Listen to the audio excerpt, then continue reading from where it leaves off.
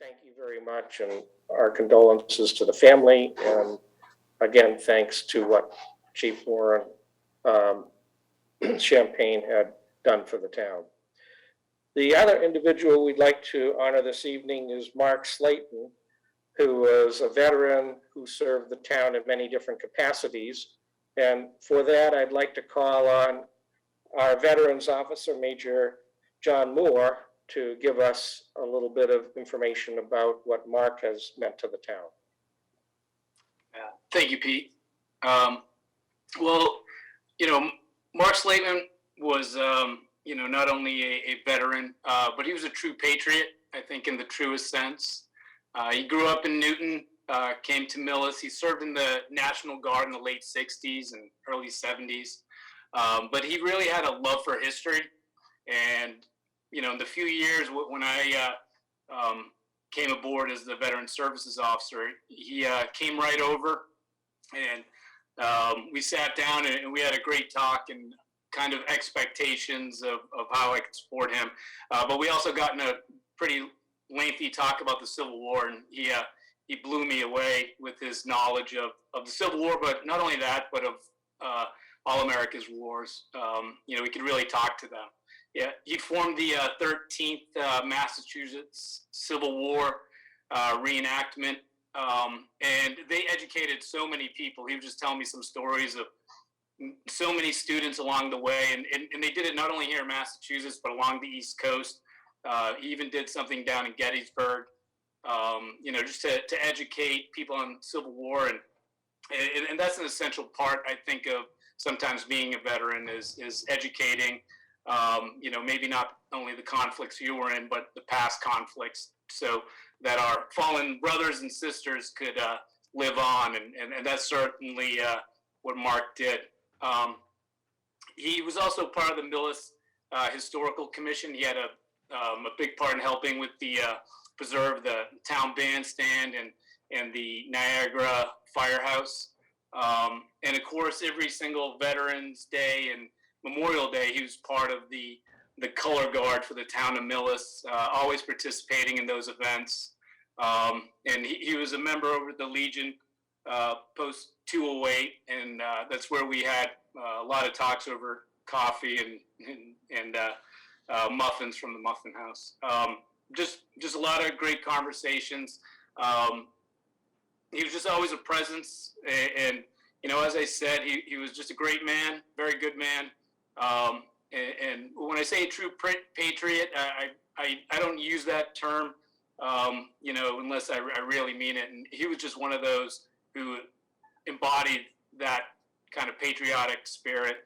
And a toast that Marines usually do when someone departs is you wish them fair winds and following seas. And Mark, if you're listening, we all wish you fair winds and following seas. That's all I have.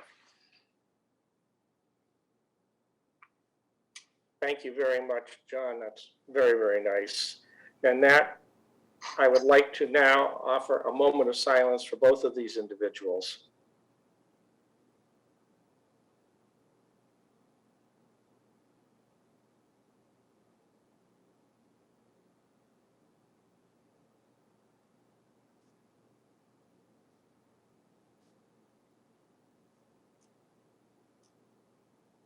Okay. Again, thanks to Chief Barrett and John Moore, Major Moore, for what you just said. Thank you very much.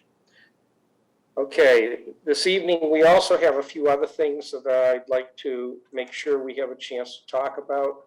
Another announcement I'd like to make, it has to do with a Globe article that came out the other day. And for that, I'm going to ask one of the select board members, Erin Underhill, to talk with us for a moment about that. Thanks, Pete. A recent article was published that featured Millis, actually. Bob Mulaney, our superintendent, was interviewed for some of this article. The overall theme of the article was that how students have been suffering from the pandemic, the rise in mental illness, needs for more services for children, how children are acting younger than their age at this point, and that they're trying to catch up socially with having that gap from remote learning. Something that was interesting that was noted by Mr. Mullaney is that many children are hurting themselves, and there's been a rise in students reporting self-harm, suicidal thoughts, attempts in our district specifically. So there's definitely, there has been a crisis. This isn't new, but the pandemic has certainly exacerbated it, and there's certainly a need for attention on this matter. Emergency rooms are obviously overflooded in general, but when you factor in children in crisis, that where appointments can be 9 months out, parents don't have a whole lot of options rather than to go to an emergency room to get emergency care for any kind of a mental situation. So I thought it was good to note that, you know, Millis was involved in this article, and for us all to be aware, if nothing else, but to have some more compassion. And the end of the article did note that the CARES Act has helped a lot with additional services. Some districts have been able to hire more counselors in the school, depending on the need and the size. And it sounds like there might be an issue once that additional funding does end, because I believe this mental health issue is not going to go away. So I did want to summarize that there was a very well thought out article, and that it's something that we should all be aware of. And Aaron, yeah, Mr. Chairman, he was featured on an NPR story on December 23rd too. It's funny to turn on the radio and hear Bob Mullaney speaking to you on National Public Radio, but it was the same exact story, same gist of it. And that's where I think they used him on the story because of his accent. He sounds so Boston that I think they were it was a national piece that was done. So and he was very articulate and very well spoken on it. So I urge you to Google that too. It was like December 23rd, and it's about 6 or 8 minutes total of airtime. So it is worth hearing. Well, thank you, Craig and Aaron. We're very fortunate to have a superintendent like Mr. Mullaney, who is articulate and understanding and forward-thinking in the way he approaches things, and that's being recognized. One other thing I'd like to note is that at our next meeting, we hope to be able to honor the National Merit Scholars who were written up recently in the local paper, and National Honor Society members at our next meeting. So for all of you who are paying attention, please join us in recognizing their achievements. Okay. Our next item on the agenda, I think, will be a discussion from the Director of the Board of Health, Mr. John McVeigh, to give us an update on COVID. Thank you, Mr. Chairman. Mr. McVeigh is actually in my office, so he has had some connectivity problems in his office, so he came over here. So I'll just give you my screen here so we can chat with you. Okay. Hello, can everyone hear me? We can hear you. Oh, good evening. Appreciate being here tonight. If I may just run down some quick stats regarding COVID.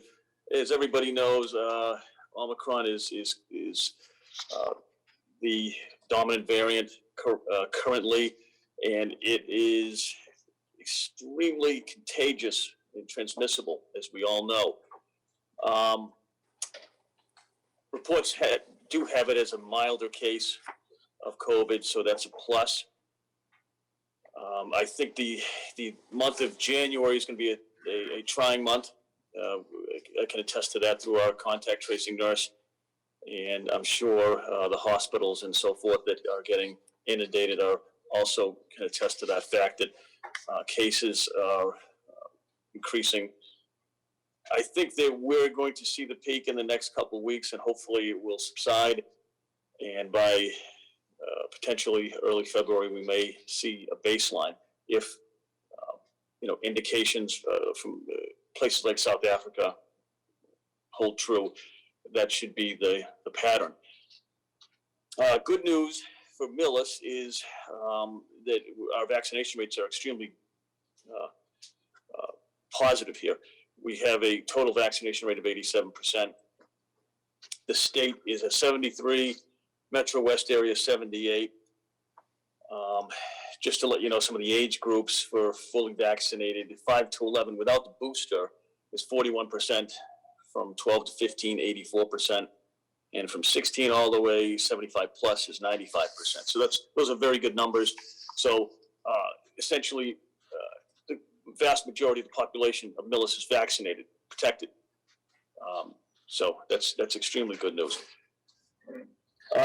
We do, the rest of the state, as well as Metro West and the country, the positivity rate is soaring. We're currently at the 14-day positivity rate at 13%. We've never seen that before. The state's at 15. The 14-day incident rate is at 91. The state is at 151. That's never been seen. The transmissibility is extremely evident with Omicron. So that's why we're seeing that.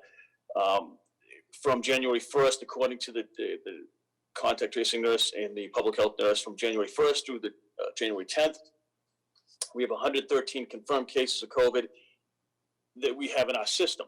Now, home testing kits, you could possibly, and again, this is not, there's no actual data on this, you could possibly triple that number if you losing the home testing kits that testing numbers that are done via the home, are not reported into the system. So there's considerable transmission still out there. Obviously if you read the news today, they extended the mask mandates in the schools. We are recommending masks in businesses, and obviously municipal buildings, we have a mask mandate. Precautions, in keeping things to a minimum for the next month at least, any type of celebrations and whatnot. It's a very good practice. And hopefully by the end of the month, we see a turn in the surge, which we're seeing currently. With that, I entertain some questions that anyone may have regarding the current state of affairs. Chairman Germain? Yes, Ms. Underhill. I do have a question. Given these numbers, I feel like I ask this question every single time, so I'm just going to ask it again. Would it be wise at this point to consider a mask mandate for indoors for all businesses in Millis, not just town buildings? I think I would look at the surrounding towns and determine if that's, needed at this point. I can discuss that with the board as well. Our towns are doing it, don't get me wrong, but we have a very good vaccination rate in Millis currently. And I think that the fact that we're not a city, that we have an excellent vaccination rate is in our favor. And I think people, if they're responsible and businesses are responsible with the recommendation, I think currently it should hold for the 2 to 3 week period that we're going to see this surge hopefully subside, which I predict. So I don't know if that answered your question, but I think we're in decent shape with the vaccine. I think that's probably the best answer I can give you right now. Yeah, I asked because while the numbers on paper are great in terms of how vaccinated Millis is, the other numbers are things we haven't seen before either. So, I alone have had my kids be close contacts 3 times in the past, 2 or 3 weeks. So, Luckily, they're all vaccinated, but you know, I think it is soaring, and I would tend to think that if this doesn't get better in 2 to 3 weeks, it might be something that I would encourage a discussion on. I agree with you on that, absolutely. And we will take that under advisement in the next few weeks if things don't change dramatically as per what Mr. McVeigh has noted. Thank you, Aaron. One other thing I'd like to make a comment on, Mr. McVeigh, is I noticed tonight there's a website that the state has called myvaxrecords.mass.gov that theoretically you can go in, sign up, and you should be able to get information about your vaccination records for COVID. I just did it. I didn't have anything there, I guess, because most of mine has been done through the VA, but it's something that for anybody who is interested, that's a good site to go to. Mr. Chairman, can I ask a question? Yes? Yeah, it's Bob Weiss, Economic Development Planning Director. John, or Mr. Chairman, I guess it might be up to the select board. What about, I have at least two committee meetings coming up, and we're deciding about venues. Should we be having our meetings this month live, or are we recommending to go back to Zoom? Given what's going on, and I will ask the town administrator to weigh in on this, I believe that we're recommending that the meetings be held as virtual meetings for safety reasons right now. That'll be reviewed. Obviously, we don't want to see that as an indefinite thing, but given the spike that's occurring, our recommendation is that the meetings be held virtually. Town Administrator, Mr. Gazinski, do you have any comments? Yes, Mr. Chairman, I would concur that I think it's wise, based on my discussions with the health director and the current trends that we look at, strongly recommending that boards and committees meet through Zoom through the month of January, and then to reevaluate the situation at the end of the month. So obviously there might be situations where public hearings have been posted and so forth that's not practicable, but to the extent possible, I would recommend that. That's fine, and that's what we have discussed. So I would, again, reinforce that we recommend the remote meeting capabilities that are available to us for the time being. Thank you. Evaluate. Are there any other comments or questions? Okay, Mr. McVeigh, thank you very much. We do appreciate the update. And I guess now we'll move on to our next business, which is approval of the, excuse me? Thank you very much. Oh, you're welcome. Thank you. We're going to move on to the approval of the senior project for the purchase of an AED for the tennis and basketball courts school. So this is by Colin Christie, and I'm going to ask Chief Barrett and Mr. Christie to give us an update on that. Hello, my name is Colin Christie, and I am a current student at Millis High School. And I would like to host a mass CPR class to raise money to purchase an AED for the town park near the basketball courts and the new tennis courts. And I need approval from the select board. And this is a senior project you're doing, if I'm not mistaken? Yes, it is. And you have obviously had approval throughout the school. Yes, I've talked to Mr. Radicki, and Yeah. Chief Barrett has talked to Mr. Angler. So they have discussed where it could go and how it would connect to the school. Excellent. Chief Barrett, I know you've talked with. Chief Barrett, do you have any comments?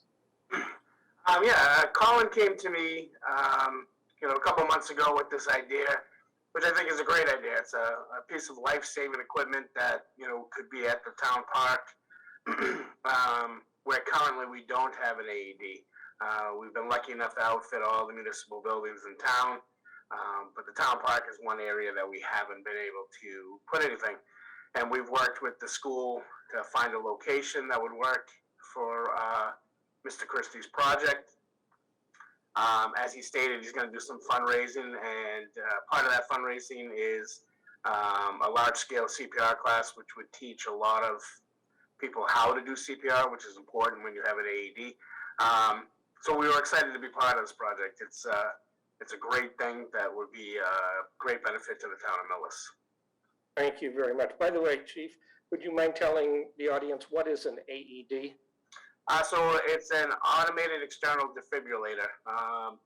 If somebody's heart stops, this machine, along with CPR, can restart the heart and save someone's life. Thank you. Any other comments from board members? My only question is what motion is needed? I mean, approval to let him install it, or what are we looking for a motion? I think I got no problem with doing it. I just don't know what we have to vote on. I think all we have to do is have a motion that we support the senior project for Colin to get an AED for the town as described in his petition. I'll make a motion that we firmly support Mr. Christie's desire to put an AED at the tennis courts and encourage him on and wish him success on his project. Thank you. It's been moved and seconded. I will now poll the board. Ms. Underhill? Yes. Mr. Jermaine, yes, and Mr. Schultz? Yes. Okay, it's been approved unanimously. Mr. Christie, you have the assent of the board to proceed, so good luck to you. Thank you very much. Okay, that's wonderful. I think it's a great idea. Okay, next order of business is we have to appoint Department Assistant 2 for the Board of Assessors Office. So I'll ask either Mr. Kaczynski or Ms. Gonzalez to tell us what's going on there. Mr. Chairman, if Ms. Gonzalez is on the line, I'll defer to her. But if not, I will be happy to discuss this. As the board is aware, we did have a vacancy in the position of Department Assistant 2 in the assessor's office, and we did put out an advertisement for that. We did have a number of applicants. We're fortunate to have an outstanding internal applicant that came forward, and I'd like to request that the board ratify my appointment of Elizabeth Rand as the Department Assistant 2 in the Assessor's Office. Ms. Rand has been with us a number of years in the Building Commissioner's Office and has been doing an outstanding job there. I can tell you the Building Commissioner is not thrilled about this move, but we've explained it to him, and he's taken it better than I thought. But again, I strongly support the board's confirmation of this appointment, and I know Ms. Rand is on the line as well. If the board has any questions for her or any questions for me, I'd be happy to answer them. I just hope that we don't have to have the building director use the first use of the AED as a result of this. So, Ms. Rand, do you have any comments that you'd like to make at this time? Yeah, I'm very excited for the opportunity to work with the assessor's office and Terry, and I just appreciate the opportunity. And I'll make sure Mike's okay. I'll be right down the hall, so I'll keep him okay. Okay, please do. Sure, he's not thrilled this. Be okay. I'll take a motion if there are any questions from the board first. Well, Mr. Jermaine, it does look like Terry is here and unmuted, and if she wanted to say anything. Mrs. I am Gonzalez. looking forward. Hi, Pete. I am looking forward to Liz joining the department. She's going to bring a lot of knowledge and a lot of abilities, and it'll keep us going in the right direction.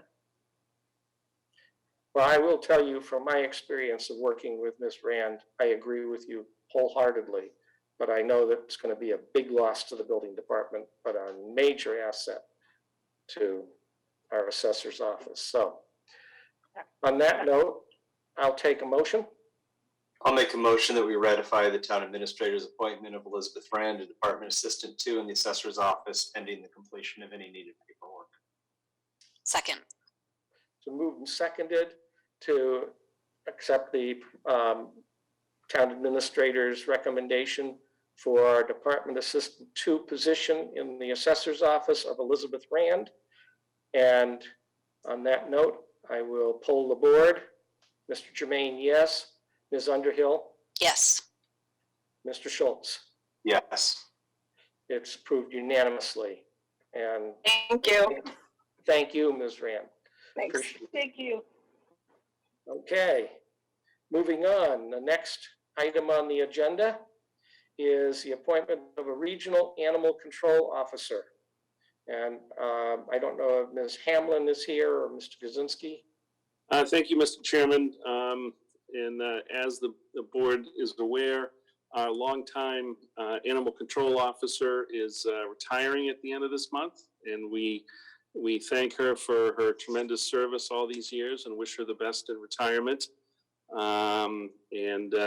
Fortunately for us, she has in that process trained an exceptional assistant who has applied for the position of animal control officer. And after interviewing several applicants, I would like to request that the board appoint or ratify my appointment of Erin Millett as the next animal control officer for the town of Millis and Medway. Very good. I'd like the board make any comments you might have. Then I'll take a motion for the appointment of Erin Millett as Assistant Animal Control Officer. I move that we ratify the town administrator's appointment of Erin Millett as the animal control officer for Millis and Medway. Second. So moved and seconded to recommend the appointment of Erin Millett as the Animal Control Officer for Millis and Medway per the recommendation of the town administrator. I'll poll the board. Mr. Jermaine, yes. Mr. Schultz? Yes. Ms. Underhill? Yes. Chairman, sorry. It's contingent upon satisfactory physical, drug screen, and Corey. Okay, and that's duly noted. As amended. Thank you. Very much. And I think she's on the line. Is she on the line, Brenda? Is Erin there? I am. There she is. Please, have you anything you'd like to say? Yes, I would just like to thank the town of Millis for this wonderful opportunity, and I look forward to serving the animals and the residents in both wonderful communities of Millis and Medway. Well, thank you very much for doing this. We really appreciate it. You have some big shoes to fill on this one. I definitely do. But I understand you're more than up to it, so we really look forward to working with you. Likewise. Thank you. Thanks. Okay. Thank you. The next item is appointment of Assistant Animal Control Officer, Mr. Kaczynski. Thank you, Mr. Chairman. We were actually fortunate since Ms. Millett is our current assistant. We needed to also bring on a new assistant animal control officer, and we were fortunate enough in the process of searching for an animal control officer that we had an excellent applicant for the position of assistant that had come forward, and her name is Kelly Ward. And I believe her information is in the packet, and she has a history of working with animals. And we would, or I would strongly recommend that the board ratify my appointment of Kelly Ward as the next assistant animal control officer for the towns of Millis and Medway. And I have spoken with our new animal control officer, and she is also very supportive of this appointment. Excellent. I'll ask the board, do you have any questions? I do actually have one question. just looking at the resume of our new animal control officer, I was wondering if there are any certificates, qualifications, licenses that, okay, Brenda is putting her finger up. Go Yes, ahead. I should have spoken to that, and I'll let Brenda have the opportunity to speak to the licenses, certifications required, and how many our new officials have. Thank you. Okay, so quickly, Erin has already done the state required core competency test. Erin has also gone through the ACOM state certification class, so she is currently a certified animal control officer. Erin also has, I think maybe in your packet, she sent a whole long list of what she has under her belt. She's actually coming to you a whole lot better qualified than I did when I started. And in speaking with Kelly, she has the background with the animals. By state law, she has 1 year from the date of hire to go through the core competency test, which is a 2-day free mandated course that she has to go through the state. And then we've already spoken to her about going through ACOM's Animal Control Officers Association of Massachusetts certification course. And as soon as they get the dates, we want to get her right in there, and she's willing to take that too. So she's got basic knowledge. She has the want to learn more about it. And that's exactly where both Erin and I started in this job too. I mean, it's, jump in and learn as you go pretty much. But she's very much willing to go through what she needs to. That's excellent. Sounds Thank you. great. Are there any other comments or questions? And I'll take a motion. Let me ask you, has she been through, does she have a Corey, and has she had her physical? Mr. Kaczynski, do you know? Oh, she has not. So this would be contingent on both of those items being completed before the appointment would take place formally. I'll take a motion then. Make a motion to ratify the appointment of Kelly Ward to Assistant Animal Control Officer, pending Corey and physical and the other needed paperwork. Second.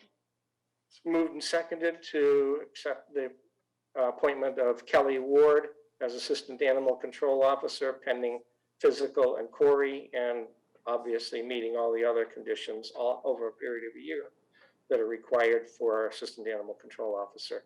I'll poll the board. Mr. Jermaine, yes. Ms. Underhill? Yes. Mr. Schultz? Yes. Motion approved unanimously. Well, thank you very much. And is I think Kelly is on also, if she wants to say something. Please. Hi, yes, I just want to say thank you for the opportunity to work as the Assistant Animal Control Officer. And I am excited to start pending my Corey and physical. But we look forward to seeing you around town. Thank you very much for volunteering for this. Thank you for having me. Okay.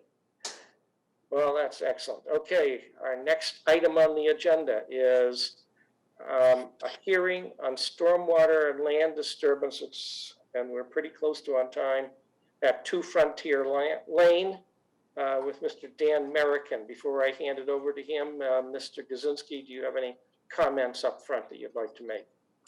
I do not at this time, Mr. Chairman, although I will note that in your packet is the comments from the town's consulting engineer from Beta, Melissa Ricos. So, if the board has had a chance to review that, it does provide most of the relevant background information in relation to the town's review of the project. Thank you very much. Okay, Mr. Merrickin. Good evening. Good evening. I'm going to share my screen for you. For everyone, my name is Dan Merrickin with Legacy Engineering here on behalf of the applicant.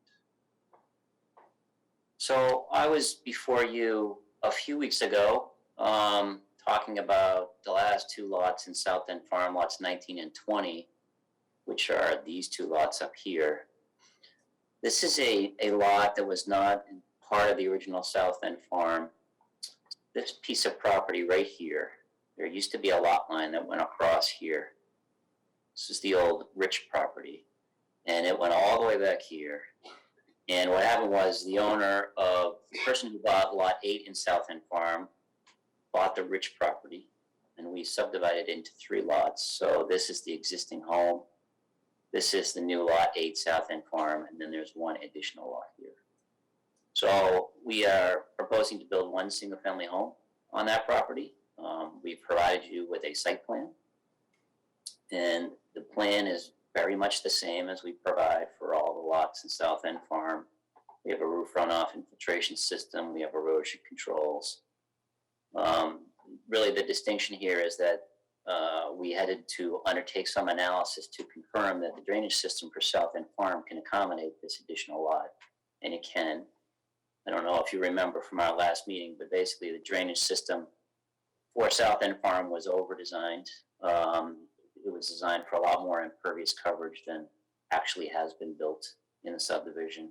So there's ample capacity in that, and we provided that data in our application package. So we have a drainage system that is modern and current and was based on a permit issued by your board previously that will provide all of the stormwater management needs for this lot. And that's about it. It's pretty straightforward. Happy to answer any questions you have. We have drafted a proposed decision with conditions. It's not the typical South End Farm because this house actually doesn't fall within South End Farm. So we used a set of standardized conditions that we prepared recently for a property across Orchard Street down the road. We were before you not too long ago for 326 Orchard Street, so we based the decision on that. And there's 8 conditions. They're all pretty routine stuff. Okay, thank you very much. I will open it first to the board for any discussion items. Hearing none, and these things do get somewhat complicated, I'm going to ask the audience if there are any comments that they have. Okay, hearing none, then I think what we'll do is move on to ask the board, do we, before I ask for this, we are in the hearing at this point. I am going to exit the hearing. Do you, sorry, Chairman Jermaine, I don't know if you want to hear from Melissa Ricos, our consultant? I would like to. That's why I was asking if there were any comments from anyone, but I didn't hear any, and I don't see everyone in front of me, so. Sorry. That's okay. Ms. Ricos.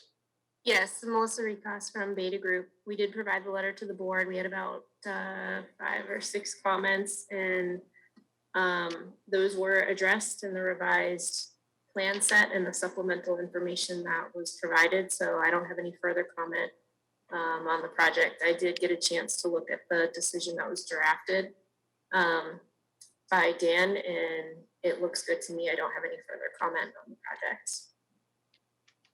Okay, that's great, because we do rely on you to interpret all that's going on. So thank you very much. Mm-hmm. Any other comments? Hearing none, then I will exit us from the hearing. And now I'll open it to any further discussion. And Ms. DiMarzo, I'm assuming at this point, if there are no other further discussion items, that we ought to be taking a vote on this. Yes, I would say yes. Okay. Chair Jermaine, Yes, Ms. Underhill.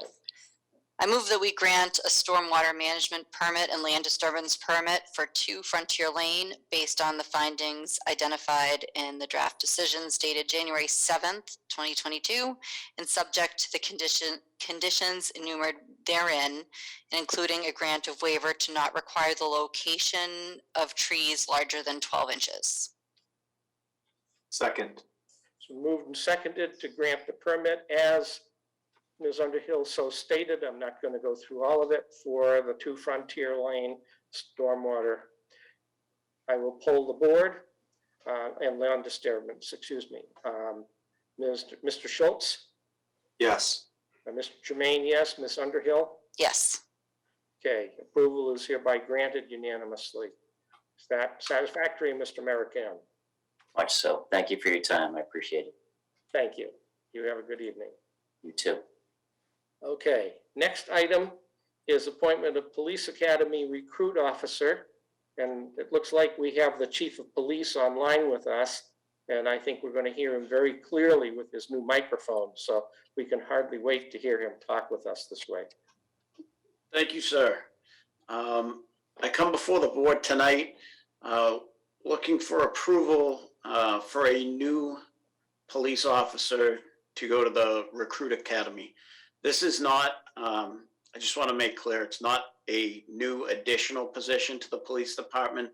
We have an officer who is retiring next month, Officer Paul Adams, and we had 2 opportunities to get someone into the police academy. One academy starts next Monday, the 17th, or we had to wait 6 months, which would put us well into next year before the new officer was able to be utilized. As many of you know, we utilize the Dispatch Communication Center as a platform for recruitment, and this is the case this evening. I'm happy to come before the board to seek approval for Ms. Colby Zatoli to become a Millis police recruit at the Randolph Police Academy.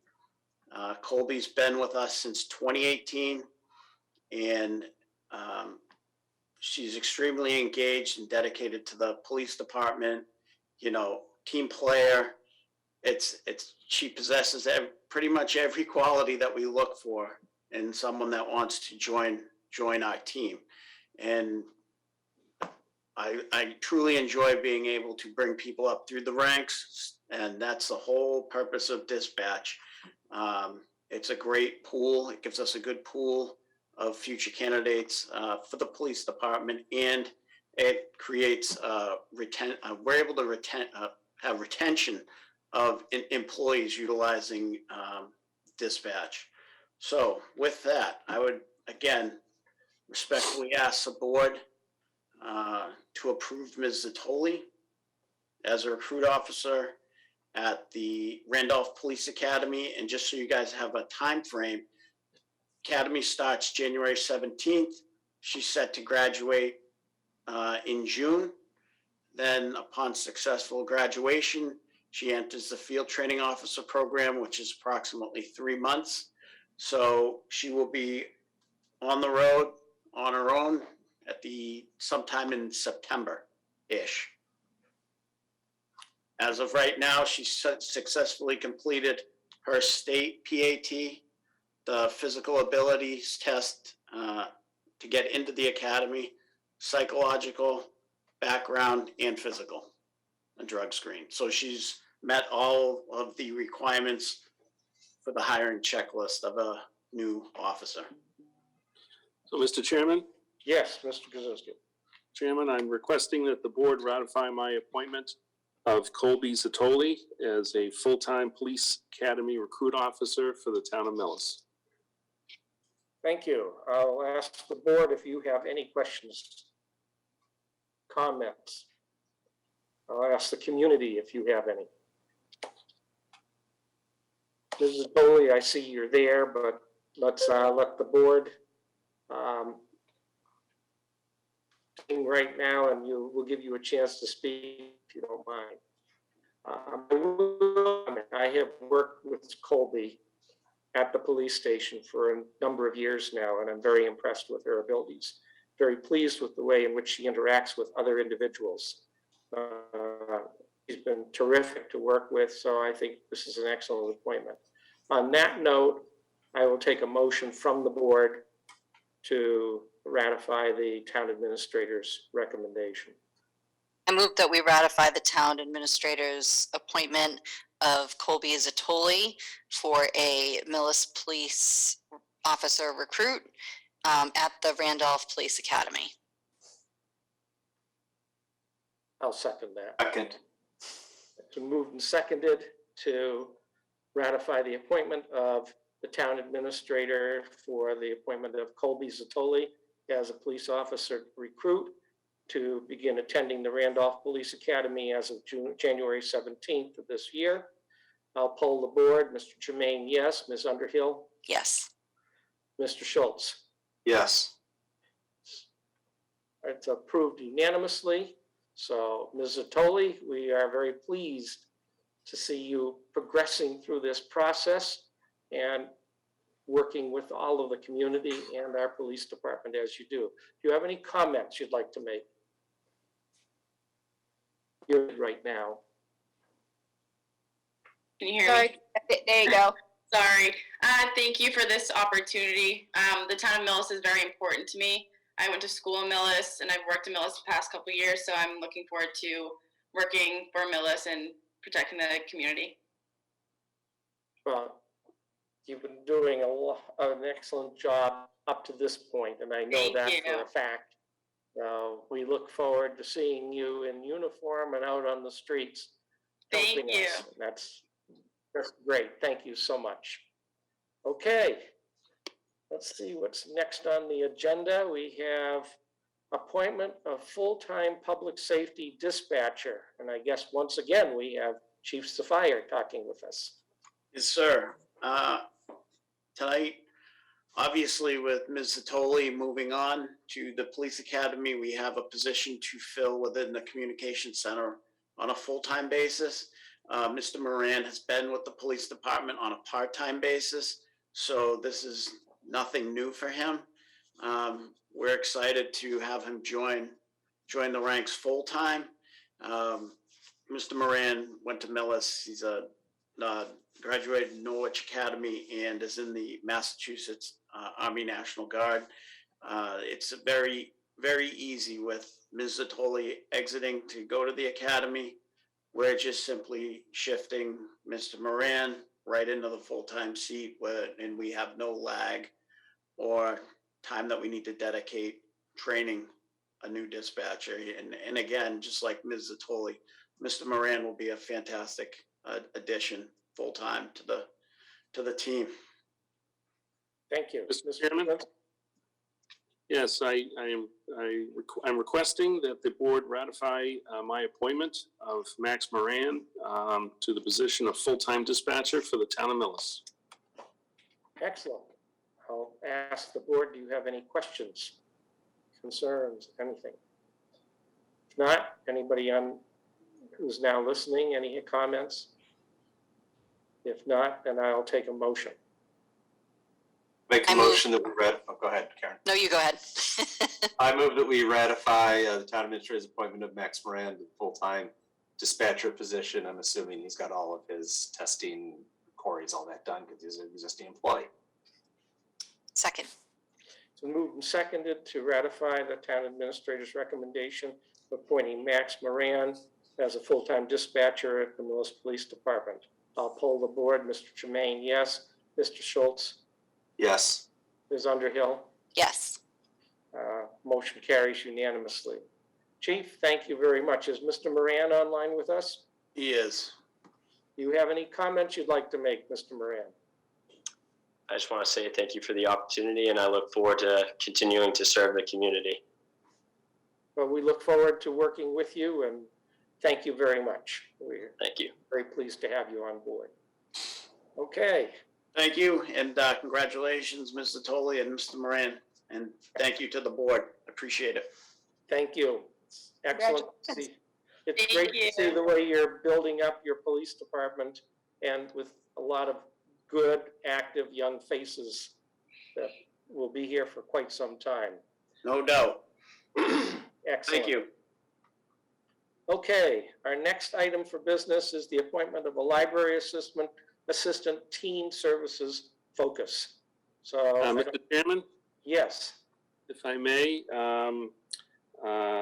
Ms. Tolson was unavailable this evening, but I wanted to discuss this position a little bit with the board, and for the public. This position was related to funding that was approved at the fall town meeting associated with the marijuana impact funding.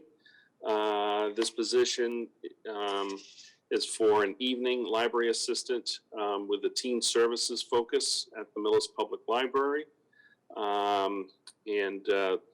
The director had interviewed several candidates and has put forward Fatima Neville for this position. And I think she's an excellent candidate for this, as outlined in the memo that the board received.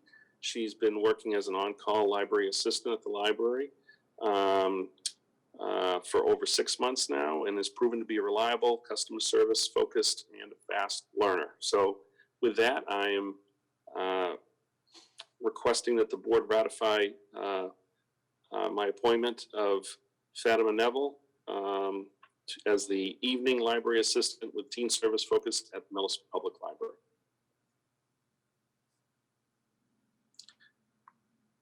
I think, Pete, you're muted, Mr. Chairman.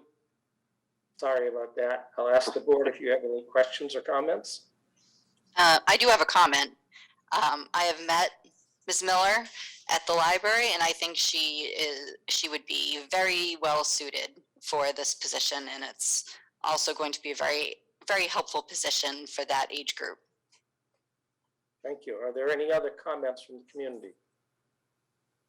Hearing none, I'll take a motion for the ratification of the appointment. I move that we ratify the town administrator's appointment of Fatima Neville as the evening library assistant with a teen services focus at the Millis Public Library. Second. So moved and seconded to ratify the appointment of the town administrator for the appointment of Fatima Neville as the evening library assistant with a teen services focus at the Millis Public Library. I'll poll the board. Mr. Jermaine, yes. Ms. Underhill? Yes. Mr. Schultz? Yes. Motion carries unanimously. Is Ms. Neville here? I do not believe she is, Mr. Chairman. But we could certainly have her in at another time if the board would like to get some comments from her. Sure. That's great. Well, thank you very much. And our last appointment appears to be that of the Energy Committee member by Robert Weiss. Mr. Weiss. If Mr. Weiss is not here, I thought he was. Actually, are you, oh, there he is. Were you going to the EFAC first? That was before this one, because Bob's has three in a row. Sorry, Enterprise Funds Advisory Committee. I apologize. I skipped over it. My apologies, Ms. McGinnis. I did not mean to. Yeah, we usually do the appointments in order, but Bob has Yes. three in a row, and we were trying to get Kathy on, so here you go.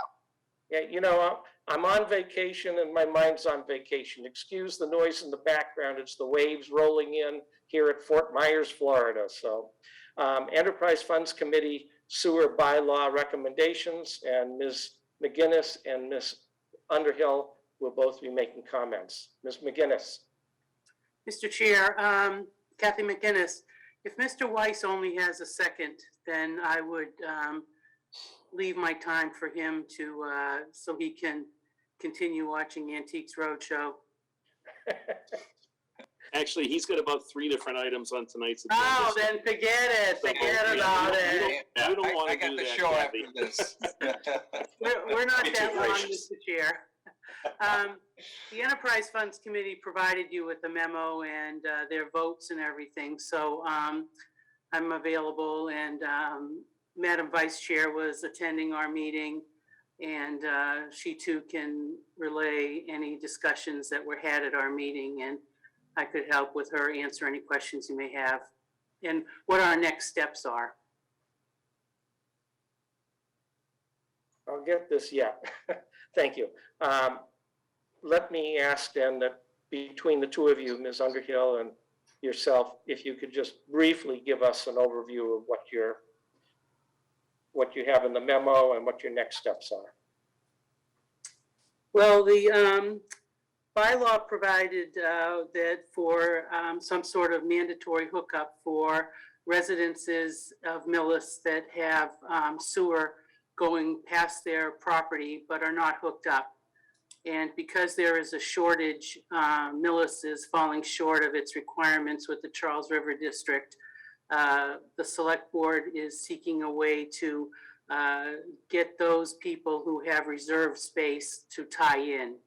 And one of the, in this bylaw, one of the recommendations is to allow 18 months for these residences to tie in without having to pay a sewer hookup fee to the town, which I believe Mr. McKay is currently around the $4,800 per property amount.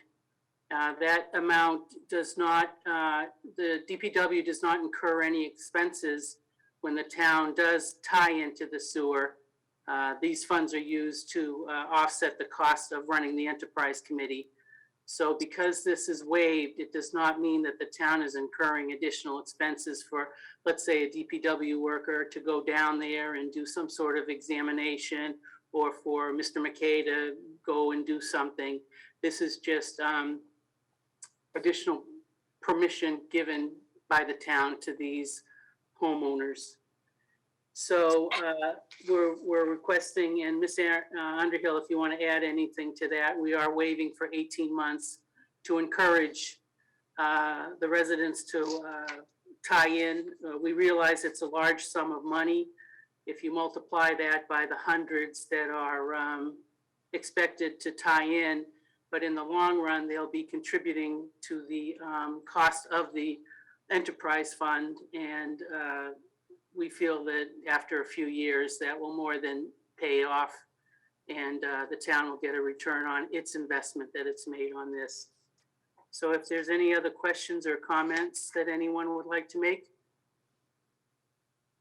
I would like to ask, Mr. Chairman, how many homes are we looking to have tie in? Still, how many homes have yet to tie in that are eligible? What is that number?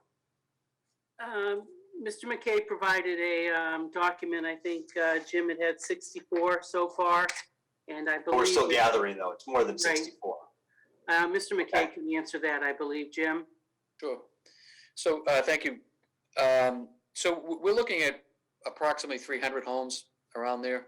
And I did send out something today, sorry for the lateness of it, but I hope everybody did get a chance to take a look at it. This is the type of report that we're looking to submit to the select board when, if, and ever any type of bylaw gets changed or enacted. You're going to need the address parcels. So this is the Sewer E project, that what we called Sewer E. We're going to get rid of all those numbers, letters. And if you look at this, the printout of the Excel spreadsheet, you're looking at the original, there were 75 betterment units, 66 were homes, and 9 were multiple lot builds that could have been built on it. And out of that, and that was, this project has been around for, ready for hookups over the past 12 years. And only 26 units out of that 75 have tied in. And that's what that report shows you. And if you remember the last honest, good study we did on this, we were looking at, 218,028 gallons of, sewerage that hasn't been used, that were either, promised to someone, like these hookups, or, projects that were in the pipeline. Sewer E from that report was 11%. And what we're looking for, if you've all looked at it, is this what is needed by the select board to move forward? I mean, what you're looking at is the parcel, the assessors number, the parcel number, the street number and the street, how many bedrooms are in each one of the houses, and it says N for not hooked up, and how many betterment charges were for that one house. So if you take the first one, it was on parcel 12, map 12, parcel 26, street number 237, we'll leave the street out. It was for 3 bedrooms and it was 1 unit, so that's 330 gallons. So if you go through this whole list here, I know the one I sent out was 19,000, but we refined that a little bit. It's actually, that list is 18,370 gallons of sewerage that is just being held on to. And we're paying for the assessed value for that and the O&M costs yearly. Well, we're not paying for it. It's the sewer ratepayers are paying for that capacity of 628,000 gallons per day. So when we break it down, again, this is where you're going to find out of that 218,000 gallons, other than for projects that were that we have a good idea of where those numbers were. Area A, there's 31% that we believe haven't hooked up. Area B, there's 45%. This Area E, when the report was first done, was 11%. And that number is pretty close to that. What that 11% was, I think it's off by maybe 150 to 200 gallons. Mr. Chairman? Yes. I'm sorry to interrupt. My only question is, I'm firmly in support of this bylaw. I think it's an important thing to do. I think it's a critical thing to do. For 6 months, I've been asking how many homes does it affect? And I realize it's a counting process. I realize it has to be done. And I'm ready to vote for it, push for it, lobby for it, but I have to know how many people am I talking about? It's one of those numbers that should be had. And I've been asking for a very long time for that number. So we're getting a long explanation. I just need a number of 300, 350, 200, 250. And I would just like to know that, to know how many people my vote is going to impact. I'm willing to move forward on the assumption it's around 300 homes. The other part with the flows and the gallons, that's all down the road a bit. And I think we need to know that as well. But I would really like to know how many homes we're talking about being impacted by this. And then also the gallons. So I think this is great. This is an example of what we need. But I just really need to get a number to feel comfortable. I mean, I'm good with the 300 as the estimate. But as I start talking about it, I find that voters who are going to have to vote to have this cost passed on would like an actual number, not just a ballpark around 300. So I don't need to have this explained a lot more to me. I understand what it is and we've all seen it. I just really need some numbers that are hard and fast and done. So the sooner we can get that done, the sooner we as a board, should we decide to adopt this bylaw, can start lobbying for this bylaw and start working to get the votes turned out at town meeting. And I think that's what we need to start focusing on, should we adopt it. So, Mr. Chairman, to answer Mr. Schultz's comments, whether it's long drawn out comment or not, to get to this point, back in November, this was taken off. It was taken off the table, and I did report back to the board in November when this was taken off that we would ask the engineering firm to hold off until winter time, when they had people in the office to do this, and we'd be able to get it done at a cheaper rate. I don't know what that cost would be. So what I'm here tonight is asking the board, this is the format. Is this the format that the board is looking for the information? Whether it be 300 homes to 500 homes, I don't know what that number is. We gave you percentages before, and that wasn't good enough. We were asked for homes. This is the list of sewer E. Is this what the select board is looking for? And we will have the full amount if this is what you're looking for, sir. I think, Mr. McKay, you and I have talked a bit about this. We fully understand. You're in the process of gathering that information. So I guess the question I will ask Mr. Schultz and Ms. Underhill is the format acceptable to you, to both of you? If I'm reading this correctly, and I'm seeing that there are 51 lots that would be affected here, I think. I just tried to count because it didn't subtotal the betterment units, but I think it was 51. If this is telling me there's 51 lots that would be impacted, that's the number that I'm interested in and need to know. 51 house lots and however many addresses are on there, because some of them were subdivided. Yeah, so this is more detail than I would need, but it's the detail you need to get what I need, so I understand it. I understand where you're going with it. I'm just looking for that count. Okay. Ms. Underhill. I do like this format. not to be lazy, but what Craig said, it would be great if we could add some more totals on the bottom for each page. I do have, other than that part though, I do have a couple other questions, Mr. Jermaine. Is that okay? Of course, it's okay. Okay. So through the chair, probably to Mr. McKay, I'm just curious about, so the number of betterment units, why would there be more than one? So with that, when the area is assessed at how many homes can actually be built on that property. Okay, so it might be a single family home, but if it's a large enough property that it could have another lot, then that was two? Correct. So if you look at the one down at 18 Middlesex, 47 Middlesex, there's a 4. Yep. That you can actually, with the house that's there, and you could build 4 more homes on that property. Okay. And they may not choose not to, but they have the ability. Right. And we'd only force, obviously, the one home that's there to connect, so we wouldn't be collecting the 4 connections. We would just be getting that one connection. No, that's, but that would still, because they might choose to have a 4-unit lot for their property. Yeah, okay. So, okay, so I was coming back around to that too, kind of. So if it's a lot that could have 4 units but only has 1, there's one house. So go with me here. If it could have 4, then I'm assuming there would be maybe 4 stubs. Now, if there are 4 stubs, then in one house, how do you hook up the other 3 to something?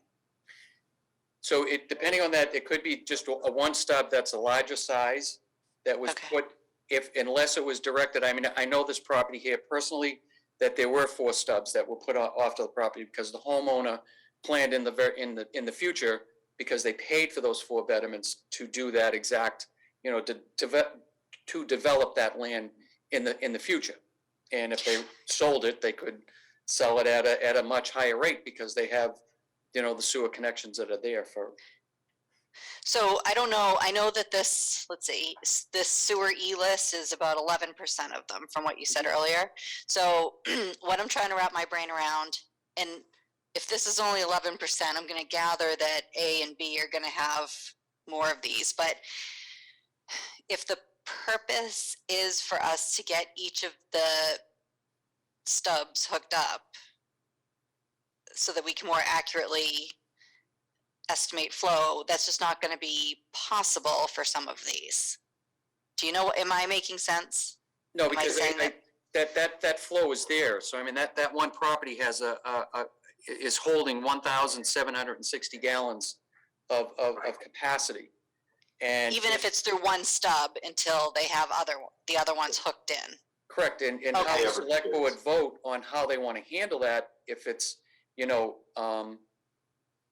you just let take 333 gallons off that 170? You're not gaining. You still have a 1,460 or 1,420 gallons of sewage that could be in forever, could be held on to. Is that lot? I mean, in these cases, is it a subdivided lot, or is it just large enough to be subdivided? I mean, has it gone through the subdivision process? It's large enough for four homes to be built. That's how, when you do a betterment, that's how you do it on the capacity of beds.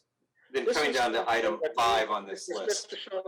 This is something that we need as a select board to sit down and review, to deal with the fact that in some cases like this, there may only be one home for many years to come, but the reality is they're tying up the equivalent of 4 homes. And so there's a cost to all the ratepayers. So we are going to have to look at this, and that's where we're probably going to look for input from the Enterprise Funds Committee as well as Mr. McKay. It's not something. Yeah, I'm looking down here on the bottom there where it says developers and builders, that item number 5 that was added. And that's what led to my question. The 5th item on the list of article portion. 5th portion of the article, developers and builders. When a developer is given permission by the sewer commission or to connect to the sewer system, they will be charged a fee proportional to the number of sewer connections that have been allocated.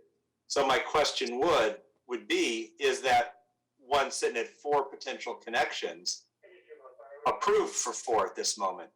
In other words, have they subdivided, have they asked? Because if they haven't asked us for 4 connections yet, because I like this the way it's written. I mean, there's a few little tweaks to it that Kathy mentioned, that $0 fee. A few other might be 18 months. I like the modifications that have come out of it. And I like the intent of the 5th item on there, which is to encourage developers to move on their property, not just sit on it. I'm just not sure it's the best solution to that. But my question is, I don't mind somebody like, I don't know, a major developer who's come in, who's taken up 200 housing lots worth of our sewer, and is going to take 5 years to build it out. I don't mind dinging them for a charge each year, to pay for the fact they've tied up 200 homes worth of sewers. But this is just a large lot that could someday be subdivided into 4. I'm not talking about this lot in particular, I'm talking the concept. If they haven't moved for development, if they haven't have an approved subdivision, I want to hit them with an annual or monthly or quarterly fee for those 4 stubs. So that's my question that I would like the.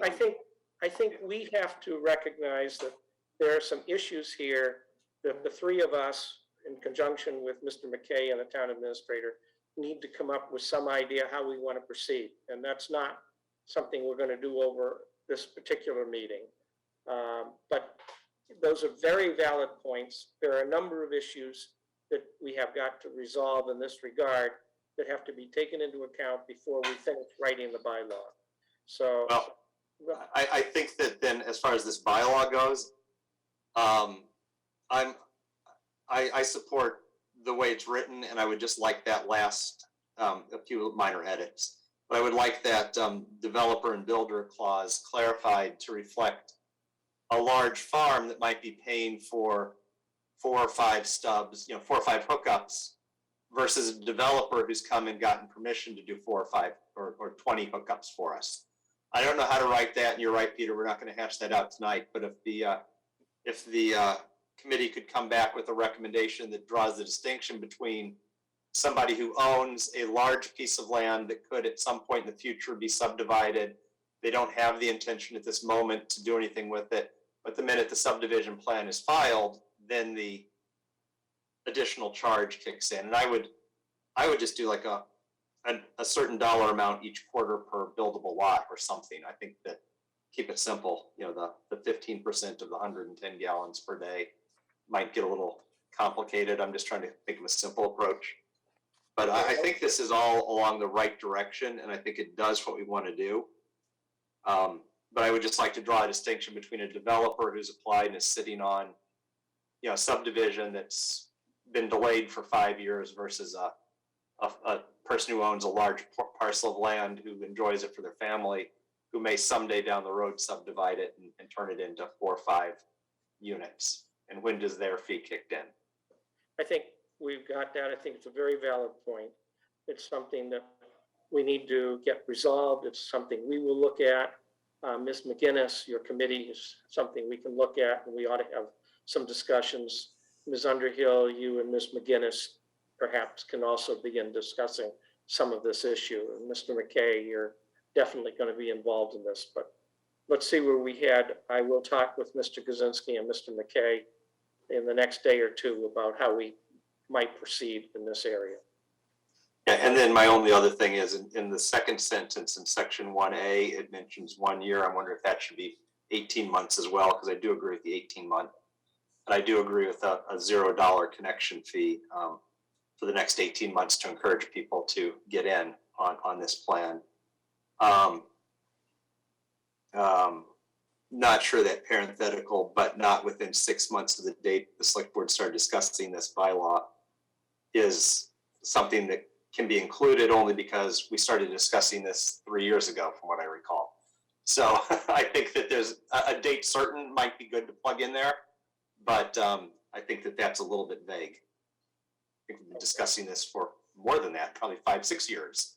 So So, but I think the rest of it is good. And I think it's short, concise, get the numbers, don't make the arguments.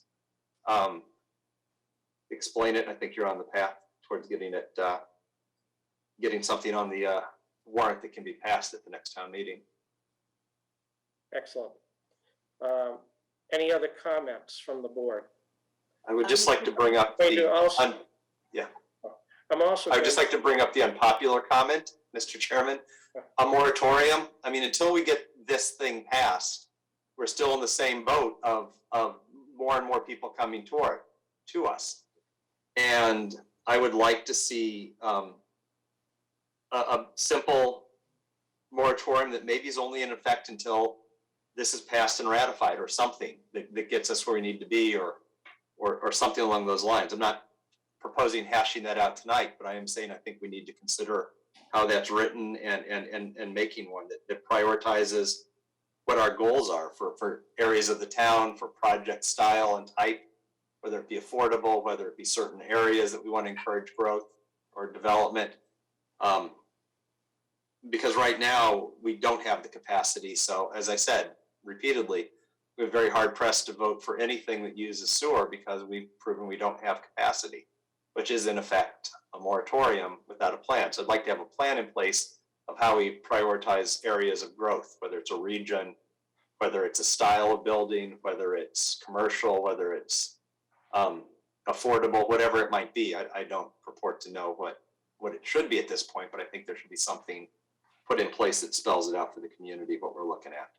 I think this is something we have touched on before. I think with all that you're talking about and what Ms. Underhill has brought up and that I've discussed with others, it may be that we have to have a special meeting open to have this in detail discussed and come up with some idea of how we want to proceed. And I will be discussing that with the town administrator, and he in turn will be discussing it with the board, and we'll probably set up a time to have a detailed discussion on these issues with the appropriate people attending that particular session.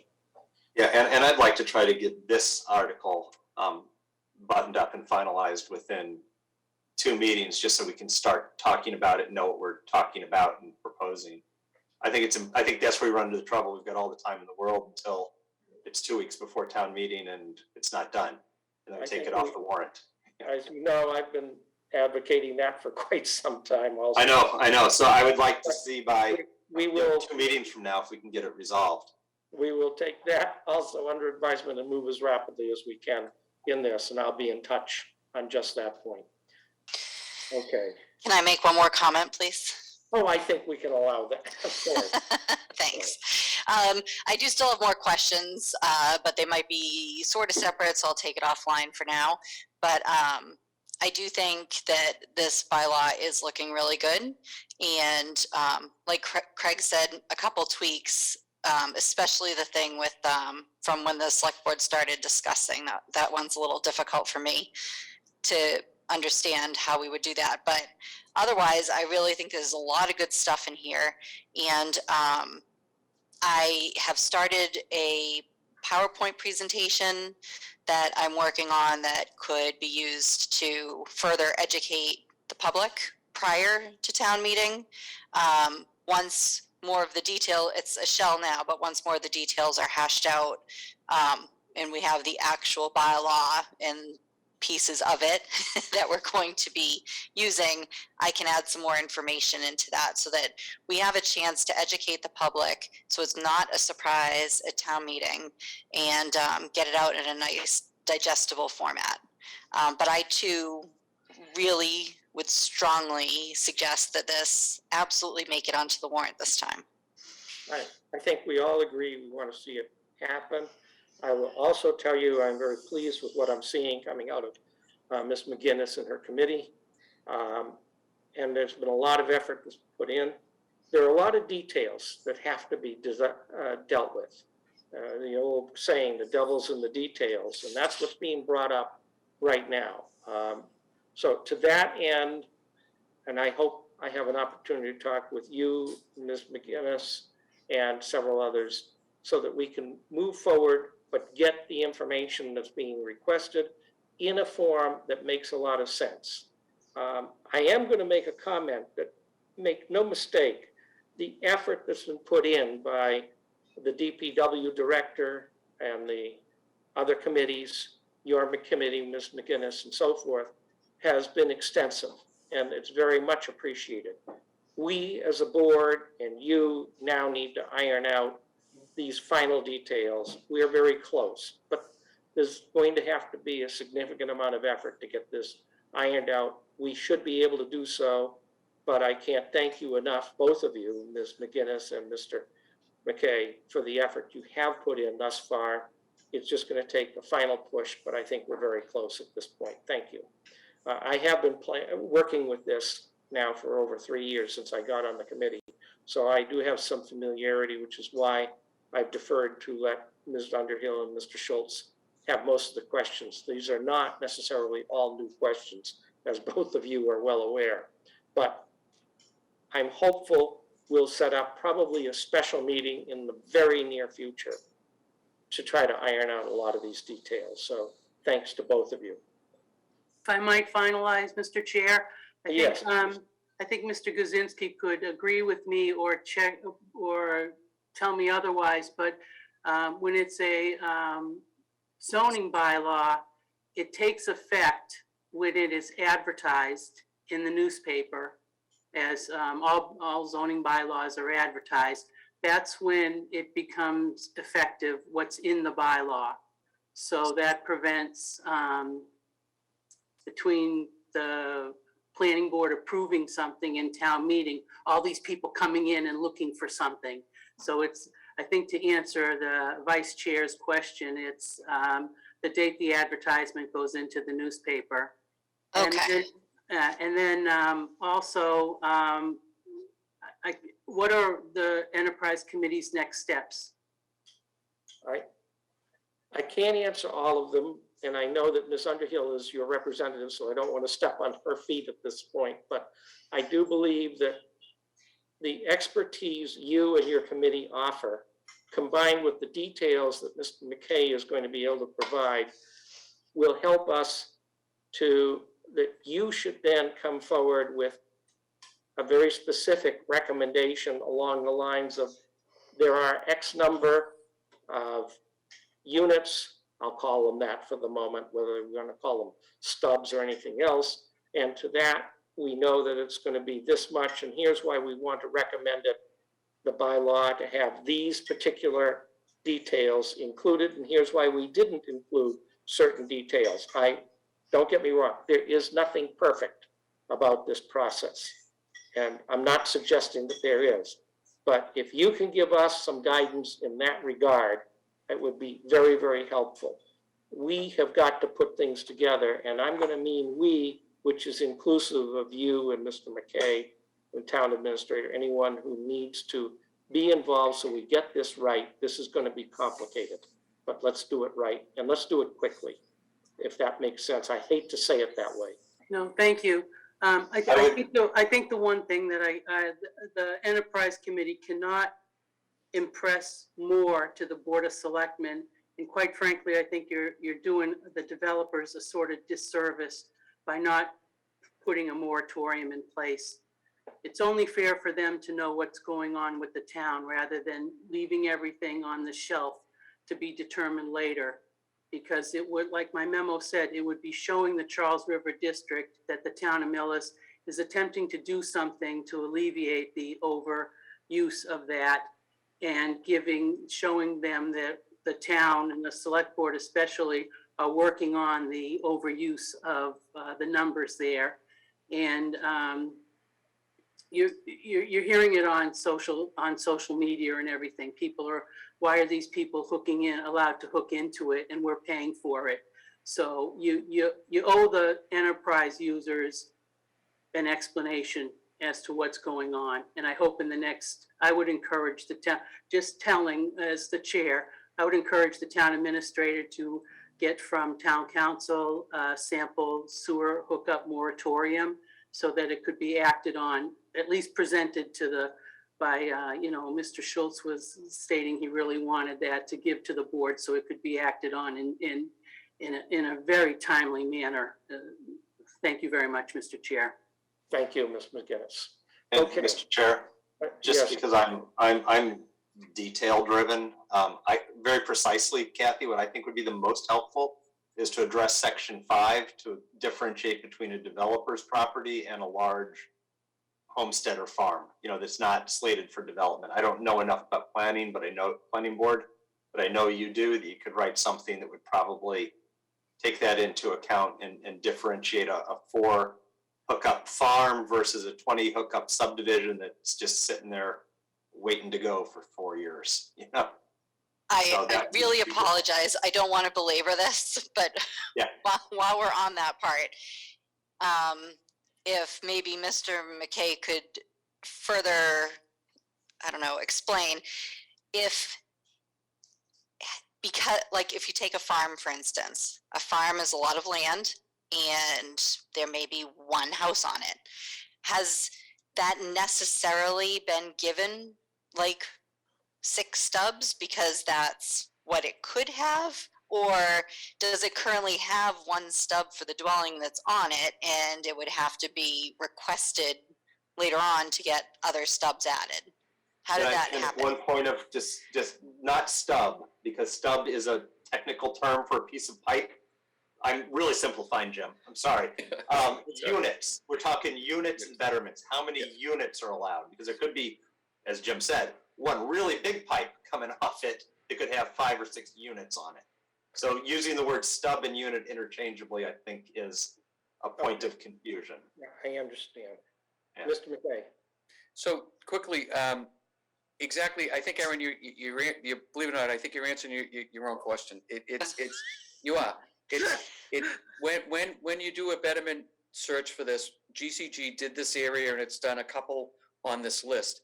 They go by and they look at the parcel and they say how many betterments or how many homes could actually be built under the planning board subdivision rules and regulations.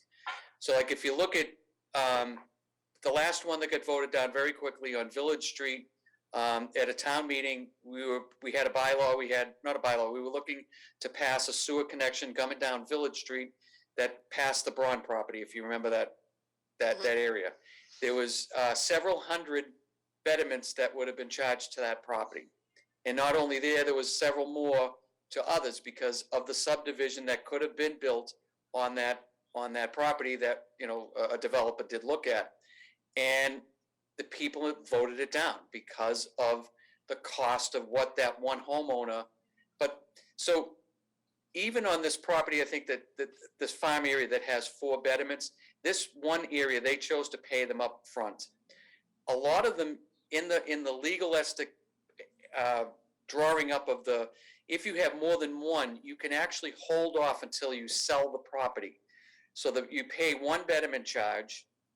If you have multiple ones, you can pay just for the ones that have been developed yet when you either start building them or you decide to sell your property. Then it's the betterment is cash due to the town. I hope that makes some sense.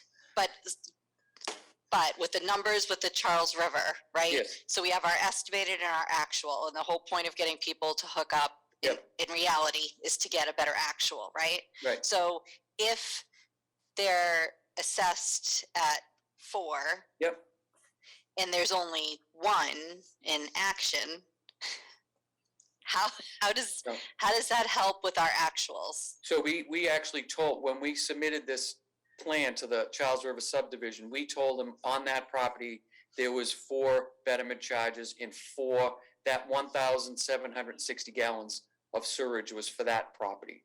So that's what is on the books. It is on the books, and that's what was submitted to the Charles River. And so they know that has 1,760 gallons for that one parcel of land. And that's what the Charles River, in essence, charges us against in our totals that we have available for use, and in essence comes back to us in terms of what the costs are for the enterprise users. So we have. I'm hoping these are few and far between because I still don't think these help us. You know what I mean? But we're gonna. I think they're the exception. I We have think most to of it's go gonna be through a all one of for this one. in detail in the coming weeks, and these are the kinds of details that we have got to go into, get clarity, and understand why we're making the decisions we're gonna make. And we aren't gonna resolve all that tonight, I can guarantee. Okay? And I will move forward with this format, and I will ask Mr. Carter, I will push him on it that you want this done within your first meeting in February. Thank you. I'd appreciate that, Jim. That would Thanks. be the latest that I'd like it, if at all possible, Mr. McKay. Thank you. Thanks. Thank you. Thank you very much, Mr. Chair. Thank you, Ms. McGinnis. Thank you, Mr. McKay. Okay, and now we're going to move on to the appointment of Energy Committee member by Mr. Weiss. Thank you, Mr. Chairman. And I'm here right now in the capacity of the Energy Manager, and this evening, on behalf of the members of the Millis Energy Committee and its chair, Craig Gibbons, I'm asking the members of the Select Board to appoint Cullen Ward, a resident of Millis, to the Energy Committee.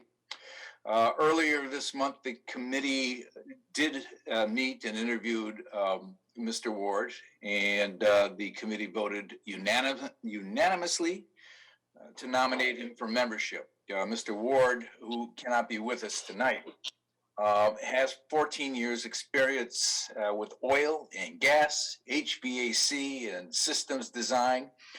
He's currently working for Eversource Energy, so it's nice to have someone embedded in the organization.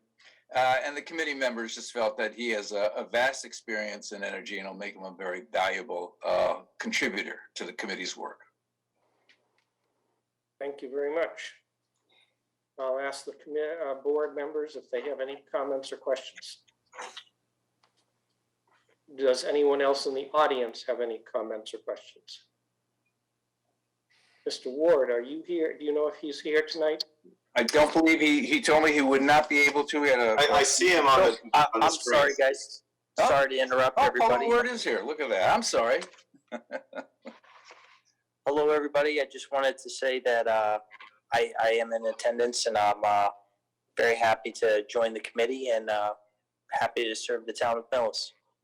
Well, we look forward to that. Okay, with that, I will ask the board to recommend the approval of Mr. Ward. I make a motion that we approve Cullen Ward to the Energy Committee. Second. It's moved and seconded to recommend approval of Mr. Ward to Cullen Ward to the Millis Energy Committee. Excuse me, I'll poll the board. Mr. Jermaine, yes. Ms. Underhill? Yes. Mr. Schultz? Yes. Motion carries unanimously. Mr. Ward, thank you very much for volunteering. Do you have any further comments that you'd like to make? Nope, I'm just excited and ready to serve the town of Millis. Like I said, I hope my experience comes in some form or fashion to benefit the town. I'm sure it will. And you know you have to go and get sworn in at the clerk's office. Yes, is there a day that works best for that, or is that You can go any day of the week. Sorry, I was just gonna say, right, any day of the week. Cullen, we're only open until 12:30 on Fridays, but otherwise, they are there until 4:30 during the day. all right? Excellent. Thank you very much. No problem. Welcome. Thank you. Welcome aboard. Okay. Thank you. Congratulations, Colin. We're now going to enter the open session for agenda items. And the first one we have is a presentation of the new MBTA community zoning requirement. And again, we have Mr. Weiss. I see that he's going to try to monopolize our time for the remainder of this evening. So Thank you, Mr. Chairman. Well, now I'm in the capacity of the Economic Development and Planning Director. What I'm going to do, it's not a very long presentation. I'm going to present to the board an overview of the draft guidelines of the state's legislation under Mass General Law, Chapter 40A, Section 3A, which is a zoning act applicable to MBTA communities. No action is required of the board right now. And I'd like to talk about this more as an opportunity. And before I explain the law itself, just to quickly, that there's a generality. It's almost 100% true. That increasing an area's density through upzoning, which is what this is about, actually increases the values of the properties in that area. So it's something to keep in mind as we talk about this. Last January, the legislature passed a bill and the governor signed it with the intent to reduce the shortage of housing for families in the Boston metropolitan area. So basically, Chapter 40A, Section 3A of the general laws requires MBTA communities to create a sizable multifamily district allowing, as of right, a minimum of 15 units per acre. Now, this does not mean that we have to have a certain number of multifamily units built, but we just have to create an area where it is relatively easy to develop multifamily housing. Now, there's a couple pieces of good news here. One is that we already have an area where most of this exists, where multifamily housing is allowed. It's not allowed by right, it is by special permit. Also, I'd like to remind you that this is not about affordable housing, that's 40B. This is just about greater density through multifamily housing. I'm going to share, I'm going to put on my glasses, just want to share a quick one with you and quick slide with you while I talk about our compliance. And you can see 3 different benchmarks here for what the town is going to be required to do and when we're going to do it. So the first thing that we have to do is by May 2nd, but we're already done. We've already submitted GIS parcel maps to Economic Housing, EOCHD, Economic and Community Development. That's been confirmed by EHCD. We have to present we have to submit our community information form, which we have done already, and that's already been confirmed. And this, what we're doing right now is present the draft guidelines, which I've already sent to the board, to the board tonight. And so we will already be in compliance by tomorrow morning. 18 months from now, we're going to be required to have to create an action plan and a timeline for the activities that we're going to need to do to adopt the multifamily zoning district. And by December 31st of 2024, we will have to have adopted a multifamily district. So that is what we are required to do. We are considered in compliance now because we have the 3 different bullets under that first compliance. Now, an MBTA community, this is out of the law itself, out of the guidelines, shall have a zoning ordinance or a bylaw that provides at least 1 district of reasonable size. By reasonable size, the legislature is thinking of at least 50 acres, and which is fairly small, actually. Our town center itself is over 100 acres in just the downtown area. The multifamily housing will be permitted as of right. Right now, in the village zones, village residential, the village commercial, and in the MCEOD zones, overlay zone, we allow 12 units of multifamily housing. It's by special permit, so this is by right.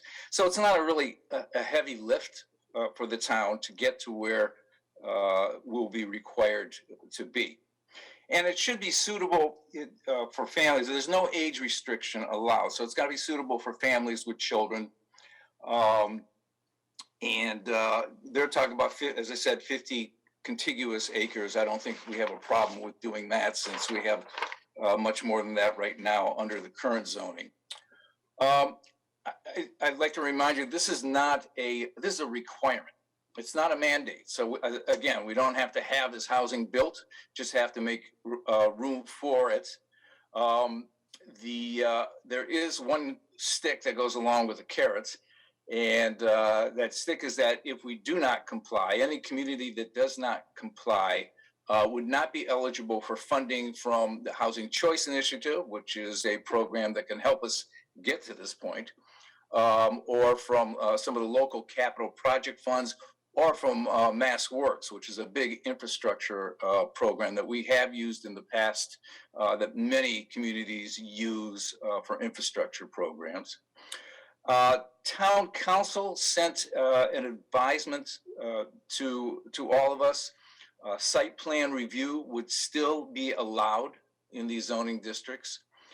So that means we have an opportunity here to create zoning, perhaps with design review, perhaps to use form-based codes. So it's an opportunity there. As I mentioned in our MCEOD, that's the Millis Center for Economic Opportunity District, and the underlying, which is an overlay, the underlying CV districts, we already allow 12 units per acre with density bonuses. So, and we have a bylaw that says that we can do development up to 21 units an acre with those density bonuses. So it is, and there are some environmental concerns that can mitigate some of this to a certain degree. Now we're an MBTA community. We're considered kind of the third layer. We're an adjacent community because we don't have a station. So we need to make sure that if we had a travel or a transit node that we wanted to create, that the district must be accessible, have accessible street patterns, that pedestrian connections be made for near a transit stop, which is a good thing because we're also at this point looking at a complete streets policy for the town, and that's what that's all about. So things are seem to be working towards the goals of what we have so far seen in our plans for the town center. Again, this is really an opportunity for us. So thank you very much, and I'll answer any questions that you have right now.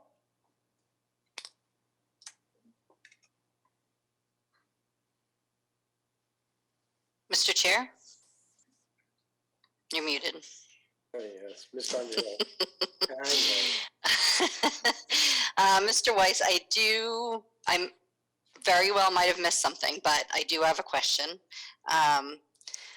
Some of what you were saying towards the very end was that we already can do 12 units per acre, and in some cases 21 units per acre. Yeah. Okay, so if we can already do that, do we just have to rename that area in this type of zoning, or are we looking for a whole other area to zone? No, it would be best to do it in the area where we already have that.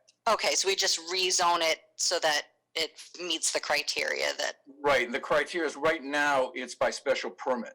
So a developer who wants to do multifamily housing needs to go to the planning board, because they have jurisdiction over that, and the planning board would do a review, site review, all sorts of things like that, and then make a decision, based on the circumstances. And what the new regulations would require is that the zoning be by right. So they don't have to go for approval. Mm-hmm. Correct. Okay. Okay, thank you. Are there any other questions or comments?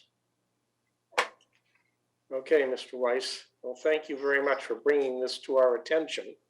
Something we're going to have to look at over the coming months and years, clearly. Yes, I thank you. And tomorrow night I present this to the planning board also. Well, I would also suggest that over the next few months, you probably want to go through it and present to us any specific actions that we should take as a board, or introduce to the community so that we can meet the criteria in 18 months and then in 24 months. Yes. Appreciate that. Okay. The next item for discussion is the review approval of lease documents for Clyde F. Brown, solar array, Select Energy. Right. Again, thank you. Here I am as the energy manager, once again. When we were designing, if you remember back in the day, we were looking at designing the new elementary school, the Clyde Brown Elementary School. And one of the design elements we put in there is make sure it was oriented and that the roof was designed structurally to support solar energy array. So we have been working over 2 years now with Select Energy to develop such an array for the roof. The school staff, the Millis Public School staff, the committee and Select Energy have worked together very hard. We've come up with a system that will deliver 256,000 kilowatt hours per year, which is probably as much and maybe more than the elementary school will use. So any extra energy that is produced by the solar array can go over to the high school or any other town building for that matter. The cost of the energy will be about 6.5 cents per kilowatt hour. That is a considerable savings. We're looking at about $13,000 a year for the next 20 years. And in addition to the savings to the schools, the Select will pay taxes of about $6,780 every year, according to the pilot that we agreed to at the town meeting. So tonight, Sorry, Bob, what was that amount again? I was writing down the 13,000. Oh, I'm sorry. 13,000 for the next 20 years. Right. It's a 20-year contract with a 5-year option.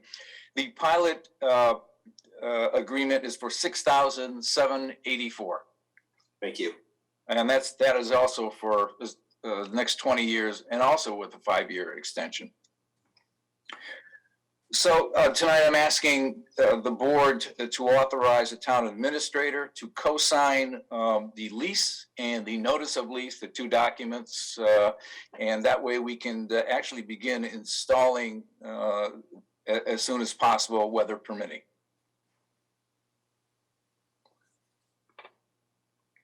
And I'm sorry, Bob, is that it's more about just understanding this, Mr. Chairman. The 14,000 per year, is that based on a 5 cents kilowatt hour or 6 cents? Did you say? Does that change? Will that savings change as the cost of electricity go up, or is it just a guaranteed rate below the existing rate? No, that will change probably every year. That's really where it starts in the first year. Right. So that's based on 5 cents or 6 cents a kilowatt hour. Yeah, 6.3 cents a kilowatt hour. Okay. And that's what we'll be paying each year for the next 20 years. So as the price of electricity increases, our differential will increase as well. That is right. Okay, thank you. Now, the 6.3 cents will also go up 2% a year. Okay. With a steady increase on that. Yeah, electricity will go up more than that. Yes. Okay. No, definitely do that. Okay. Ms. Underhill? No, I was just going to tell you you're muted again. Yeah. Aaron, acknowledge that things have gotten better. Okay. Yeah, indeed. My wife wishes she had this on-off button also, but she doesn't. So there. Okay. Thank you very much, Mr. Weiss. That does sound very, very positive, to be honest with you. I'll take a motion from the board to authorize the town administrator to sign both of these documents. So moved. Sounds good to me. Second. Okay. Town administrator to sign both of these documents for Select with respect to the energy management at the school and the installation of solar panels and so forth. I'll poll the board. Mr. Jermaine, yes. Ms. Underhill? Yes. Mr. Schultz? Yes. Motion carries unanimously. Is there anything else, Mr. Gazinski or Mr.? Thank you, Mr. Chairman. I would just like to thank Mr. Weiss for his work on this project. I think he'd even admit that it was a little more legwork than he anticipated to get all the pieces lined up and ready to go. So just want to acknowledge that, and that Bob never gave up on getting this thing done for the sake of saving utility costs for the school, in their budget, as well as bringing in some extra or additional tax revenue to the community. So I think it's an investment that'll pay dividends down the road, and thank Bob for his, as an unsung hero in trying to do these types of projects that are maybe not as exciting to some, but it all adds up in the big picture for the town. It does. Well, thank you. I also like to thank my colleague at the Millis Public Schools, Terry Wiggin, who also stuck through thick and thin on this. There was a lot of negotiation going on between three parties here, so I appreciate what he did for this. Well, thank you very much. And Mr. Weiss, I want to second what the town administrator said. I don't know that we can afford too many more hats for you. They're quite expensive, but thank you very much for everything you are doing for the town. We really do appreciate it. The next item was, I believe, deferred at this time. Am I correct? That's correct, Mr. Chairman. We're still trying to work out some details involving the application, and therefore we're recommending that this be pushed off at least to your next meeting for any action from the board. That's fine. Okay. Excuse me. Okay, the following item is license renewals at Tangerini's Farm. Ms. DiMarzo, and I believe this is a follow-on to our prior meeting, if I'm not mistaken. Yeah, so I'm sorry, at the last meeting, I believe it was our last meeting, now I'm losing track here. You approved all of the license renewals for 2023. We did not approve Tangerini's, so I'm asking you to do so at this time. It would be the common victular license, the entertainment license, and the all alcohol license. I will note that when the inspection was done by the fire chief and our building commissioner at Tangerini's, which is required by law for the issuance of the all alcohol permit, that there were just a couple of things that came up regarding some zoning issues and a couple of things about the way that everything is laid out that would not have come up prior to their inspections. They don't come up it did not come up at the state inspections. So I'm asking you to approve these licenses at this time, but we are going to have a hearing in the very near future with Tangerini's for the alcohol license, at which point you may choose to suspend the license just until some of these things are kind of worked out and fixed. Should not really affect their business hopefully because they are not going to be reopening until the spring. So we'll get into more detail at the next meeting. At this point, we're just looking for you to do the approval. Okay, so let me make sure we understand this. You're asking for our approval of the common victuals license, the alcohol license. Yes. And the entertainment license. Only the alcohol license will be coming back. Now, you're asking us to approve them, but you're saying that the alcohol license, once approved, is going to come back and we'll have to. Likely have to choose to suspend it pending some further. And is there a reason then why we're approving it this evening, knowing full well it's going to be suspended? Because if you don't approve it, if you do not renew the license, approve the renewal, they have to completely reapply and go through the whole process all over again. And we don't want them to have to do that because we do want them to have an all alcohol license. There are just some things that have to get straightened out. So that we're doing this as hopefully a help to them. It sounds terrible that we're going to possibly suspend the license. It's really not. It's just a formality. throw away, right? I mean, just is what it is. And unfortunately, like I said, there are things that the state did not pick up that have to do with zoning and some things that have come up. We are working with them currently, and we'll have more information for you when we do the actual hearing. So they're gonna have a hearing to suspend the license. No, I appreciate that. I just wanted clarified for anyone in the audience who might be listening or anyone at home, so that they can understand why we're doing it in the order we're doing it. So I will And it's take a motion. no fault of Tangerini specifically, of the Sharizgios, the owners of Tangerini specifically. It's just things that have come up. There were old things that people didn't realize. And so this is going to benefit the town and the farm as well, and protect everybody moving forward. So this is not a terrible thing. And it certainly is. They're an institution in Millis, and we want to see them continue to do business in Millis. So. Okay, so I'll take a motion from the board. I move that we approve the entertainment, common victular, and all alcohol license for Tangerini's. Second. It's moved and seconded to approve the all alcohol license, the victualers license, and the entertainment license for Tangerini's. You're approving the renewal for 2020. Approving the renewal of these licenses. As amended. As amended, excellent. So I'll poll the board. Mr. Jermaine, yes. Mr. Schultz? Yes. Ms. Underhill? Yes.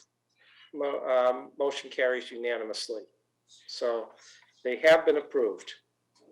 Okay, and I think we're at our last point of business, which is approval of the water sewer department commitment to the collector. Yes, Mr. Chairman, I'm asking that the board vote to approve the water and sewer commitment for the month of December in the total amount of $1,104.26. I'll take that as a motion that we approve. Second. Water sewer commitment to the collector in the amount of $1,104.26. I'll poll the board. Can I have a second on that? Second. Craig did, yep. Okay. I'll poll the board. Mr. Jermaine, yes. Mr. Schultz? Yes. Ms. Underhill? Yes. Motion carries unanimously. Okay, I believe this ends this portion of the meeting. Just so everybody's aware, we are going to suspend the meeting and move into executive session where we're going to be discussing preparations and negotiations with union personnel for Coalition of Police Local 171 and Millis Police Association dispatcher. At the end of that, once it's completed, we will go back and close this meeting. So. Is there a Zoom link for that? I didn't see another link. Yeah, there is one. Yes, I sent the information today, and the link, I can resend it if you need to. No, let me just. You have to make a motion. Don't hang up on me, Karen. By roll call vote. I'm sorry, what? Yes, there it You is. have to do a roll call vote to enter executive session. Yes, I understand, but let's make sure. I've got the link. The link before we do that, so that. Yeah, I have it. I expected it to be in the agenda, not on the email, so I didn't. Okay. Email open. That's fine, then I'll Spoiled me, take a Karen. motion to move to executive session. I move that we go into executive session. For the reason stated on the agenda. Oh, for the reason stated on the agenda, thank you. Really, just so you guys know, moving forward, you have to say that you're voting to go into executive session for, and then you read to conduct strategy sessions in preparation for blah, blah, blah. Second, and then you do it. Would you like me to say it again? That's okay. I will put that if you're okay with me putting that. Agreed. To that. So there you go. Okay. Thank you very much. I'll poll the board. Mr. Jermaine, yes. Ms. Underhill? Yes. Mr. Schultz? Yes. Thank you, everyone, for attending our session tonight. I'll see the rest of you at the executive session very shortly. Thank you. Good night. Thank you. Good night. Good night.